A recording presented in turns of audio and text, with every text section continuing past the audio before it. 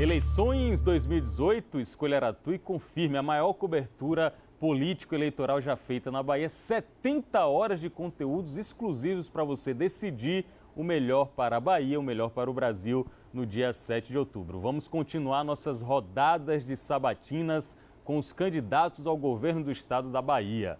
Hoje recebemos aqui no estúdio a candidata Célia Sacramento. Ela já foi vice-prefeita de Salvador e agora postula ao cargo de governadora da Bahia pela Rede Sustentabilidade. Seja bem-vinda, candidata. Tudo bem? Tudo bem. Bom dia, Pablo. Bom dia, telespectadores. Para mim é uma satisfação muito grande estar aqui com você, com o Matheus e com o João. Beleza. A senhora já apresentou aqui os nossos participantes da sabatina. Matheus Carvalho, ele é gerente de jornalismo da Aratu, é jornalista, é pai de Luísa, é pai de Helena, é marido de Flávia, e João Pedro Pitombo, que é jornalista da Folha de São Paulo, a nossa parceira aqui no projeto de eleições, no projeto Linha de Frente, na cobertura que estamos fazendo, na maior cobertura, viu, Wilton? A maior cobertura de uma eleição já feita na Bahia. Agora vamos começar a nossa sabatina. A partir desse momento podemos rodar o cronômetro Camila Costa, 30 minutos para a candidata Célia Sacramento. Candidata Célia Sacramento, a senhora já foi vice-prefeita de Salvador e parece que saiu aborrecida do cargo porque não teve a oportunidade de continuar na chapa do prefeito ACM Neto. A senhora realmente tem alguma diferença com a ACM Neto ou é só impressão que a gente tem olhando de fora? Eu gostaria de pedir para você, Pablo, e todos os demais jornalistas que puderem, que deixem a ACM lá em paz, que eu estou numa nova história, numa nova estrada. Eu estou candidata a governadora do estado da Bahia, pelo partido Rede Sustentabilidade, com uma proposta de mostrar para a Bahia que uma mulher negra que vem de uma origem popular, mas que está qualificada, se preparou para fazer uma gestão para as pessoas. E a população baiana precisa dar essa oportunidade. Eu fui vice-prefeita em Salvador, foi uma gestão sucesso total e só não continuei no grupo porque o prefeito ACM, quando Temer deu o golpe em Dilma e Gedel é do PMDB, ele preferiu deixar um vice com ele que fosse do PMDB, que é o atual vice-prefeito Bruno Reis. Então foi uma decisão do prefeito, foi um novo projeto. Então quando o prefeito ACM, na época deputado federal, me convidou para ser vice com ele, ele fez a coligação, não foi comigo, fez a coligação com o meu partido da época, o PV. Então ele tem todo o direito de mudar o projeto, porque ele tinha me dito sentiu que... preterida? Não, muito pelo contrário. A única coisa que eu fiquei incomodada foi o fato dele deixar para dizer isso no último dia, no dia do fechamento do calendário eleitoral. Aquilo ali, eu disse, poxa, para quê? Sem necessidade nenhuma, porque ele tem todos os meios de comunicação, é uma pessoa bilionária, então não precisava. Bastava ele dizer, Célia, não vai dar mais não. Né? Eu achava que seria um posicionamento muito mais íntegro, mas tudo bem. Desrespeitoso. Eu achei sim, porque pelo trabalho a gente nunca brigou, sempre conversamos. Naquela semana, inclusive, alguns jornalistas tinham perguntado, e a vice-prefeita vai ficar como? Não, ela continua sendo vice. O governador, no carnaval, alguns meses antes, na frente dele, falou, ei, Célia, você não vai continuar vice, embora construir um projeto aqui, Rui. E ele disse, não, Célia, você continua no projeto, então não tinha necessidade, mas foi uma decisão que ele tomou, pronto, acabou. Eu fui ao meu partido, na época, o PPL, comuniquei na convenção de manhã e sabia, e disse para o prefeito, prefeito, eu não preciso de política para viver, eu preciso de política para sobreviver nesse sistema que exclui, nesse sistema que é injusto. Então eu estou na política por ideologia. Então eu vou propor, apresentar a ideia ao partido e na convenção eu apresentei a gente, o prefeito não quer mais que eu continue e na convenção as pessoas decidiram. Então eu fui para a eleição para ter o meu voto e o voto dos meus familiares e amigos. Qualificou. E graças a Deus eu tive 3 mil votos, porque as pessoas não ficaram sabendo. Até hoje as pessoas na cidade pensam que eu sou a vice-prefeita ainda. Até hoje. Por isso a pergunta é uma pergunta justa, vem bem a calhar, para a gente inclusive esclarecer. A senhora qualificou aqui o primeiro mandato que a senhora participou? Sucesso total. Sucesso total. E esse segundo mandato? Qual é a nota de 0 a 10? Eu nem fico acompanhando, mas as notícias não são boas. O pouco que eu vejo assim, nota 3. Nota 3? Claro, a dinâmica que nós demos, nós só tínhamos uma UPA funcionando, colocamos mais 20. Veja quantas saíram depois. a cidade estava completamente destruída. Veja o tempo que levou para fazer essa praça aqui pertinho de vocês, a Lorde Crocodile. Nós fazíamos praça em 2 meses. Né? Nossa, o pique do nosso trabalho era outro. O PMDB não é bom de governo, não? O PMDB? Olha, eu não quero ficar falando, porque eu nunca trabalhei com o PMDB entrou depois. Né? Nós tínhamos feito a coligação, ganhamos no primeiro turno sem o PMDB. Depois foi que a ACM convidou o PMDB para participar lá da gestão.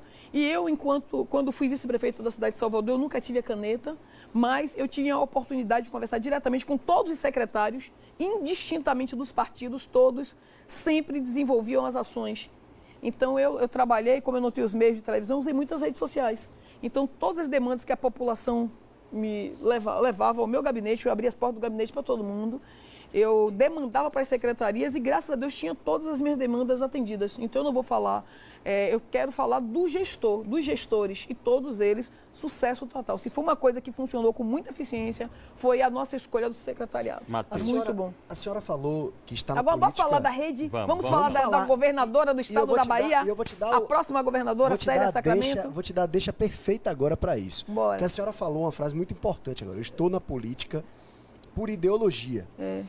E para quem está em casa, às vezes pode parecer estranho, mas a senhora vai explicar direitinho. Alguém que foi vice do ACM Neto, já foi também candidata a vice-presidente da República na chapa do Eduardo Jorge, pelo PV. Agora apoia Marina Silva. Qual é exatamente a ideologia da candidata Célia Sacramento? Então, eu não tenho dúvida. A Rede Sustentabilidade, ela parte do pressuposto que para construirmos uma política séria que atenda às necessidades das pessoas, nós precisamos trabalhar com a vertente econômica, social e ambiental. Ambiental porque tem a ver com a questão da sustentabilidade, conseguir conciliar o desenvolvimento econômico com os cuidados com a natureza. O econômico porque existem questões estruturantes que precisam ser implementadas e essas questões estruturantes têm que passar pela questão da sustentabilidade. E o social, porque nós estamos num país tão diverso, com tantas demandas para serem atendidas, onde nós precisamos estar contemplando essas realidades. Nós temos um histórico, nos últimos tempos, de pessoas que participaram da política para ter benefício pessoal, crescer, multiplicar o seu patrimônio. Eu sou auditora, eu sou contadora e conselheira do Conselho Regional de Contabilidade. Eu me formei, eu entrei na Universidade Federal da Bahia e me formei, estudei na Cairu e na Federal, contábeis ao mesmo tempo. Então, eu sou contadora e advogada. Mas toda a minha especialização é na área de auditoria, entidades públicas, privadas e do terceiro setor. E eu posso dizer para vocês, o nosso grande problema no Brasil é a falta da utilização eficiente dos recursos.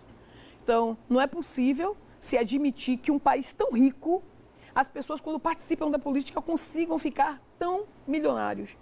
E por que isso acontece? Será que a Polícia Federal não está vendo? Aí eu estou falando agora já do meu conhecimento. Como é que eu tenho competência de sair pesquisando só na internet a vida das pessoas? E aí vou descobrir que não sei quem é rico porque tem uma empresa lá em São Paulo que é ligada a outra empresa no Rio Grande do Sul, e no final a empresa presta serviço em Salvador, em São Paulo, em outro lugar, tudo vinculado. E a Polícia Federal não consegue ver isso. Quer dizer, gente, o político tem que ser um empregado do povo. Eu não aumentei, eu moro no mesmo lugar. Eu me casei em 95, fui morar em Estela Maris. Saí de Estela Maris, num vilarejo, fui morar, comprei um terreno, construí um cômodo e todo mundo no condomínio, um condomínio de rico. Todo mundo no condomínio viu eu e o pai de meus filhos construirmos a casa que nós moramos até hoje. Uma excelente casa, mas foi construída com trabalho. Então, quer dizer, as pessoas não, depois que entrei na política, muito pelo contrário, eu reduzi meu patrimônio. Então, eu não tive nenhum acréscimo, graças a Deus. Porque eu vim da pobreza e tudo que eu tenho já me satisfaz. Entendi. Agora, nós precisamos construir, o político é um empregado do povo. As pessoas que vêm para a política têm que dizer, eu vou dedicar, e a rede pensa assim, 4 anos de gestão no mandato executivo. Você se dedica para trabalhar e acabou. Se você quiser continuar na política, então vá para o mandato do legislativo. Sem possibilidade de reeleição. Agora não, o pessoal senta no poder e quer ficar a vida toda. E ainda multiplicando seu patrimônio e nada para o povo? Desculpe interromper, a senhora como contadora e como política, a senhora percebe alguma incompatibilidade ou inconsistência entre as declarações de bens dos candidatos, principalmente os candidatos ao governo, ao executivo, e o padrão de vida deles? Nunca tive a oportunidade de fazer essa análise nesse nível. Nunca tive. Eu faço da minha. Entre na minha prestação de contas, que você vai ver. Agora, eu já fiz essa análise no gasto da campanha eleitoral. Sim. Inclusive, fiz uma pesquisa. Quando eu concluí o curso de Direito, eu depois fiz uma especialização em Direito Eleitoral. E aí, no meu trabalho de conclusão do curso de especialização, eu fui investigar os gastos de campanha dos candidatos. E aí eu pude perceber que na prestação de contas é uma coisa e realmente no cotidiano os gastos são outros. E entendeu? a Justiça Eleitoral não consegue... Não consegue dar conta. Às vezes eles engasgam num centavo, como outro dia eu tive uma prestação de contas, porque o status do Banco do Brasil estava diferente com o documento lá, 1 centavo. Aí o pessoal me chamou. Milhões disse, passam e gente, centavos ficam. como é que vocês engolem 50 e tantos milhões nas malas, não sei aonde, e ficam engasgando com centavos? João Pedro Pitombo da Folha vai fazer a pergunta. Eu vou perguntar à senhora daqui a pouco. Se prepare, sobre machismo na política. Está pronta, né? Quero saber sobre machismo na política e quero saber o que a senhora acha da senadora Lídice da Mata não ter sido renovada como candidata na chapa. Se isso é machismo, porque a própria Lídice da Mata falou aqui que é machismo. João Pedro Pitombo, por favor. Bora. Candidata, queria falar um pouquinho sobre as alianças da Rede nessas eleições, né? A Rede é um partido que normalmente preza e tem um discurso de fazer alianças programáticas com partidos que têm uma afinidade. E aqui na Bahia o partido fez uma aliança com o Patriota, que é um partido que está no outro lado do espectro ideológico, que flertou com Jair Bolsonaro durante meses e que do ponto de vista ideológico é inexplicável. Eu queria que você explicasse um pouquinho essa aliança com o Patriota na Bahia. Então, o Patriotas aqui na Bahia, ele nasce do PEN, Partido Ecológico Nacional. Então, por aí você vê que existe uma ideologia na questão ambiental. Mas o PEN ele é liderado... quase um partido de extrema direita. Não, deixa eu só... Veja que foi o PEN, inclusive, que entrou com aquela ação, né, que foi discutida. Mas veja só qual é o contexto que nós estamos considerando. Primeiro, eu na chapa majoritária, porque é sempre assim em campanha eleitoral. Você tem a chapa majoritária e a chapa proporcional. A chapa majoritária não fez coligação com partido nenhum. Ponto. A chapa proporcional, que é a chapa com os deputados, é que fez essa coligação com os patriotas. E o deputado Elivelto foi uma pessoa que fez uma coligação pragmática mesmo, para desenvolver ações nesse processo eleitoral e está cumprindo com tudo que ele se comprometeu com os candidatos a deputados. Pragmática, mas não programática. Não programática. Né? Tá. Não programática. Pragmática para uma ação efetiva agora nesse processo eleitoral. Candidato, então, isso não cria uma confusão no eleitor? Aí vai uma crítica ao sistema político. Eu vejo todo mundo falando que nacionalmente o partido se uniu, mas localmente é outra história, é o oposto, como o João Pedro falou, é o oposto do espectro ideológico. O eleitor não tem o direito a ficar confuso? Só fazendo um complemento aqui, que a candidata falou, que o partido realmente, antigamente era o PEN, era o Partido Ecológico Nacional, mas mudou completamente o estatuto, inclusive é o partido que prevê em estatuto a defesa do porte de armas, que é uma bandeira que Marina e a Rede... Nós somos contra. Tem batido... Por isso mesmo que não foi feita a aliança na chapa majoritária, né? Nós não concordamos. Porém, para viabilizar o processo eleitoral, foi necessário fazer essa aliança e nós estamos lá muito confortáveis com o trabalho exatamente para o processo eleitoral. Marina tem dito e eu e todos da rede comungamos com a ideia de que nós precisamos governar com todas as pessoas. E as pessoas boas, as pessoas que têm o interesse de construir uma política que cuide do cidadão. Na Bahia, então, nós fizemos uma discussão relacionada aos projetos que vamos estar defendendo. Nós queremos fazer deputados federais. Então, foi necessário fazer essa aliança com os patriotas e estamos trabalhando para cumprir essa aliança. E isso não entra em conflito, em momento nenhum, com as nossas ideologias partidárias. Em hipótese nenhuma. É muito mais conta matemática para conseguirmos viabilizar os nossos candidatos, os candidatos da Rede de Sustentabilidade. Mas, por outro lado, também pode acabar viabilizando o candidato do outro partido, né? Por isso que nós estamos nessa corrida de viajar por toda a Bahia, divulgando a Rede de Sustentabilidade, falando dos nossos candidatos da Rede de Sustentabilidade. Nós temos, por exemplo, lá em Irecê Meirinha, que é vereadora, que faz um mandato coletivo, sucesso total, que está sendo a nossa candidata a deputada federal. Nós temos vários candidatos na rede, e você aí, telespectador, entre nos sites, na internet, procure os candidatos da rede e vote certo. Vote nos candidatos do 18 e você vai ver a diferença, como nós já estamos fazendo lá no Senado e também na Câmara dos Deputados com os nossos candidatos. Só para fechar esse assunto, Sim. Esse tipo de conta, essa matemática, Sim. não é uma característica do que Marina chamaria de velha política? Velha política, se nós não considerássemos que isso existe. Então, o que nós fizemos? Não adianta você remar contra a maré. Nós, da chapa majoritária, entendemos que antes só do que mal acompanhado. Por isso que nós estamos sozinhos, apesar de termos tido possibilidade de fazer uma série de alianças. Então, nós preferimos ficar assim. E entendemos que se nós fizermos o trabalho que nós estamos fazendo, e Marina estava aqui ontem o dia todo com os nossos pré-candidatos, nós vamos conseguir eleger os nossos deputados e aí vamos defender as nossas bandeiras. Não é fácil, falta recurso, estamos na correria, mas nós vamos conseguir. Candidato ao governo, Célia Sacramento, da Rede Sustentabilidade. Vamos falar agora sobre um tema que é muito importante para grande parte da população, principalmente para a população feminina, que é o empoderamento feminino. Eu assisti um debate da senhora com os outros candidatos ao governo e fica muito nítido, tá bem. Não Tô tem... bem na fita aí? Tá ótimo. Sim, vá. Fica muito nítido que a senhora está num ambiente predominantemente masculino, não necessariamente machista. Machismo é uma atitude individual de cada um, mas o ambiente é masculino. Sim, sim. A senhora se sente acuada nesse ambiente? Nem um pouquinho, porque eu sou contadora, né? Na minha turma só tinham 5 mulheres. Então, eu tenho uma formação já numa área do conhecimento que sempre foi eminentemente masculina. Atualmente não, mas quando eu formei, quando eu entrei na universidade em 1989, na UFBA só tinham 5 mulheres. E na política baiana, há machismo? Na política, sem dúvida nenhuma, há machismo. E você veja que nós só conseguimos colocar uma mulher como candidata a governadora na Rede Sustentabilidade, porque ela trata isso com muita propriedade. Então, nós temos Marina, candidata, eu, candidata aqui na Bahia, e temos a cota de deputadas federais acima e estaduais acima do limite estabelecido. Tem muitas vices, né? Muitas vices. Muitas. Mas é um ambiente extremamente machista. E também tem o lado negativo da política. A política sempre foi vista como mar de lama, um lugar que só tem ladrões, não sei o quê. Olha, eu estava em casa em 2005, quando eu cheguei do doutorado, e um grupo do movimento social me chamou para a política. E me chamaram para a política por conta do meu histórico de trabalho no movimento social. E eu sempre disse, pessoal, eu não vou para a política não, porque eu sou da área técnica. Eu trabalho com gestão pública, gestão de entidade do terceiro setor, planejamento tributário, auditoria. O que eu vou fazer na política? Não sei, nós precisamos de um novo nome. E eu aceitei o desafio de estar na política. E desde esse momento, era muito raro você encontrar uma pessoa, por exemplo, eu só fui vice de ACM por conta do meu currículo.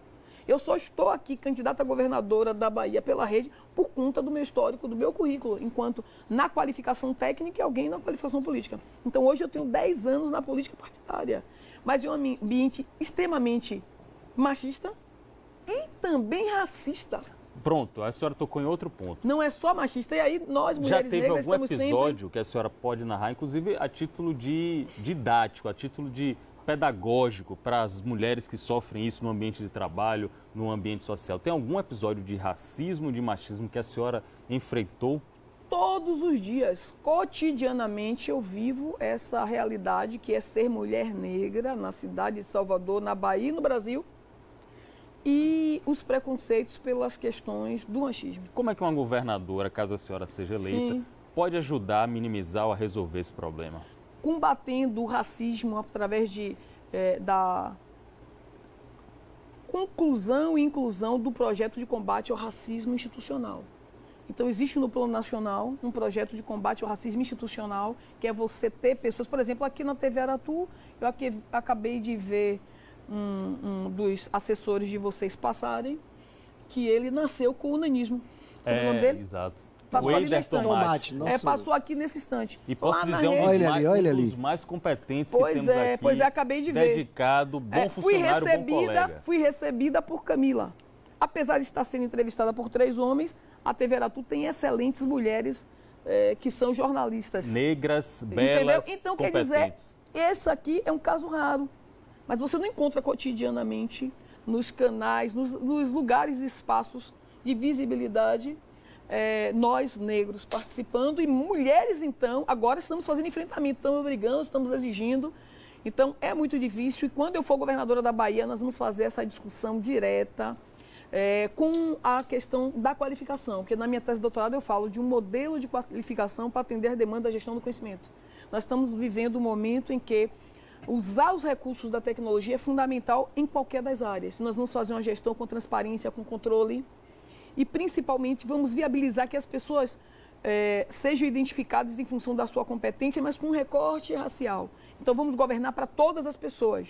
Eu não posso ser governadora da Bahia por ser negra apenas para os negros. Mas nós vamos governar para todas as pessoas, mas a gestão, ela vai fazer questão de dizer, olha, gente, nós podemos ser incluídos. O povo negro, poxa, deveria ser fácil. Célia é candidata, então deveria estar líder nas pesquisas, porque as pessoas deveriam se identificar comigo por conta da cor da pele. Só que nós não temos essa identificação, porque a vida toda disseram para nós negros que nós não poderíamos, que nós éramos incompetentes. Eu lembro quando Creuza foi candidata, ela sim, presidente do Sindicato dos Trabalhadores Domésticos, veja a categoria muito grande, defendendo a vida inteira as trabalhadoras domésticas. E quando ela se candidatou pela primeira vez a vereadora e depois a deputada estadual, eu tinha uma trabalhadora doméstica, dona Isabel.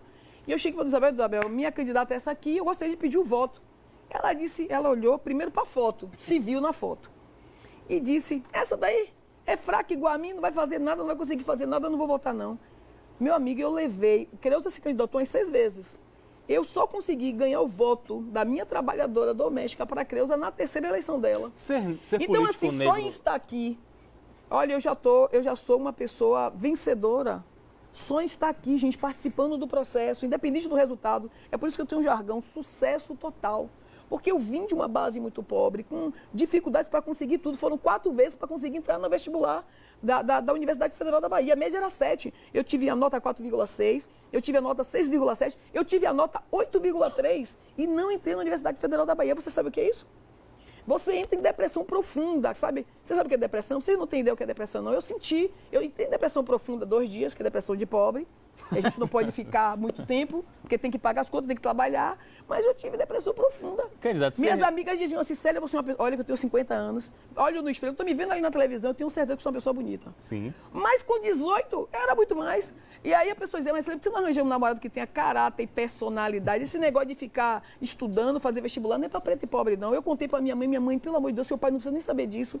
Vamos ficar aqui, focar no estudo que você vai conseguir com a nota acima de 9. Eu entrei na Universidade Federal da Bahia e fui lutar para nós termos cotas. Não são cotas eternas, não. Um dia tem que acabar essa história de cotas. Mas nós precisamos incluir os deficientes, nós precisamos incluir as mulheres negras que estão excluídas, nós precisamos incluir as mulheres de uma forma geral que estão excluídas. Nós precisamos de política pública para a juventude. Hoje estamos aí, ó. O problema de segurança está relacionado ao extermínio da juventude.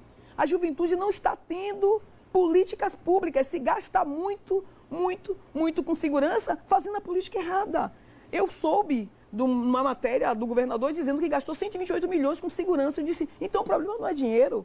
A política está sendo feita de forma errada, porque a juventude está morrendo. São mais de 50 jovens todos os meses que são exterminados. Você chega na escola pública do município ou do estado e vai procurar os jovens, você não encontra, você encontra mais meninas. Você encontra 5, 6 meninos e 30 e tantas meninas. Os meninos estão sendo exterminados. Os meninos não têm na escola uma atração, porque a escola está completamente destruída. Não, o professor desvalorizado, não tem estrutura na escola, não tem merenda na escola. O que é isso? Vamos eleger uma mulher para ser governadora da Bahia, Pablo. Vamos mudar essa história. Gente, acreditem. Votem Célia Sacramento, número 18, e vamos fazer essa diferença. De uma forma resumida que Matheus precisa perguntar também. Eu estou olhando assim. Ser político negro na Bahia rende menos votos? Rende menos votos ainda. Rende mais rejeição, é isso? Rende menos voto, rende mais rejeição, porém... Todas as vezes que eu participo, um dia, não foi só Barack Obama que tentou ser presidente do Brasil. É um histórico, nos Estados Unidos. Foi um histórico de vários negros tentando. Começou com Martin Luther King, Jesse Jackson e todos os outros que foram tentando. E ele conseguiu. Então, assim, eu posso não ser a primeira mulher a governar a Bahia, a ser prefeita em Salvador. Mas eu estou abrindo os caminhos. Outros negros como eu, quem sabe o Tomate, quem sabe tantos outros podem vir a ser governadores, prefeitos da Bahia. Então, para mim, a minha missão é participar. A minha missão é continuar andando de cabeça erguida. Para mim, minha missão é estar sempre em partidos íntegros, né, em partidos que defendam a população. Então, a população está me vendo. Tipo assim, poxa, Célia está tentando tanto, vamos dar uma oportunidade para a Célia. E só o fato de eu ter sido vice-prefeita da cidade de Salvador, ter aberto gabinete para atender todos da comunidade. Tudo que eu pude, sempre fui muito honesto, gente, eu não tinha uma caneta não, mas eu vou conversar com o prefeito, vou conversar com os secretários, vamos viabilizar. E nós conseguimos fazer as coisas, só daí as pessoas já conseguiram perceber que nós vamos implementar um modelo de gestão para atender as pessoas. Porém, eu entendo o problema do racismo, da discriminação, que diz para aquele que é igual a mim, que nós não podemos, mas você tem que acreditar que nós podemos. Vamos eleger Célia, número 18. Matheus. Candidata, qual é a avaliação que a senhora faz? A senhora iniciou o assunto, mas aí a gente acabou indo por outros caminhos. A avaliação que a senhora faz do governo Rui Costa, sobretudo nas 3 áreas mais sensíveis para a população: segurança, saúde e educação. Pois é, eu faço uma avaliação que eu não preciso nem falar, né? O IDEB pior do Brasil é da Bahia. Então é o IDEB que está dizendo que a pior educação do estado é da Bahia. Não adianta ele ficar na propaganda mostrando um bocado de coisa, entendeu? Várias. Eu queria que os canais de comunicações da Bahia fossem sérios e mostrassem, mas está todo mundo comprometido, todo mundo tem uma fatura no governo ou na prefeitura e não conseguem falar a realidade. Porque se houvesse compromisso com o povo, as pessoas iriam mostrar, gente, olha aí, ó, o IDEB seria divulgado, mas não divulgaram, falaram pouco, rapidamente, num horário, né, assim, muito, para poder não se comprometer e perder a fatura. Então, infelizmente, é o IDEB que está dizendo que a pior educação, falta de valorização do professor, o funcionário público, então, está um caos, porque ele não consegue 4 anos sem sequer a variação da inflação. Na saúde, não sou eu, não. Entre em contato com qualquer pessoa, vocês não, que vocês têm plano de saúde aqui da TV Aratu, mas eu, por exemplo, que estou no SUS desde que entrei na política partidária. E olha que eu sempre tive as melhores assistências médicas, mas eu acredito que nós precisamos participar e entender. Então, o filho tem que estudar em escola pública, eu entendo que o político tem que fazer parte do Sistema Único de Saúde, então, que foi criado por Eduardo Jorge, que está com Marina Silva, candidato a vice-presidente e ela, presidente da República. Então, a fila da morte está aí. Regulação, regular quem vai morrer primeiro. Então, são as pessoas que estão dizendo, pergunte para qualquer pessoa, em qualquer família, você está satisfeito com a saúde do Estado? Que vão dizer não, regula quem vai morrer primeiro.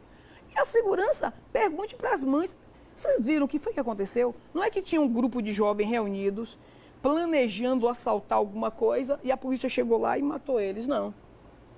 Alguém ficou sabendo que eles estavam fazendo parte de grupos que estavam cometendo delitos, saíram pegando cada um, inclusive ia comprar pizza, até hoje a avó espera ele voltar da pizza. Levaram no lugar e mataram todos os jovens. É muito grave, então não sou eu que estou dizendo, não. A segurança pública está péssima, está por conta do modelo. A sociedade civil, ela é vítima, e os policiais são vítimas também, porque o coitado é um pai de família que sai, estou dizendo, ó, tem um grupo de jovens ali cometendo um delito, vai resolver. O policial às vezes chega lá, coitado, com uma arma inferior. Eu quero saber quem é que leva as drogas para os bairros, Matheus. Eu quero saber quem é que leva as armas para os bairros. As armas não nascem nos bairros, as drogas não nascem nos bairros, não. Acredite, João, não tenha dúvida nenhuma. Existe um crime muito bem organizado no âmbito municipal, estadual, federal e internacional. E para combater esse crime, nós precisamos investir na polícia investigativa. Então, não adianta essa política pública de colocar os policiais vítimas, coitados. Olha, nos últimos 3 meses, 21 policiais se mataram. Vocês sabem o que é isso? Eles vão trabalhar sabendo, quer dizer, e as famílias desses policiais? Eu tenho vários familiares que são policiais. A minha mãe morreu, sabe como? Sabe como foi que eu perdi minha mãe? Pois vocês agora vão ficar sabendo. Minha mãe é chegando a quase 19 horas do trabalho, depois de um dia de labuta, com compras. Um grupo de jovens abordaram ela numa briga corporal e minha mãe morreu. Foi assim. E eu podia dizer, a polícia tem que chegar e matar todos os jovens, e eu não digo isso não, porque os jovens são as vítimas e os policiais também. O sistema definiu, tem que exterminar o jovem, porque o jovem é o futuro.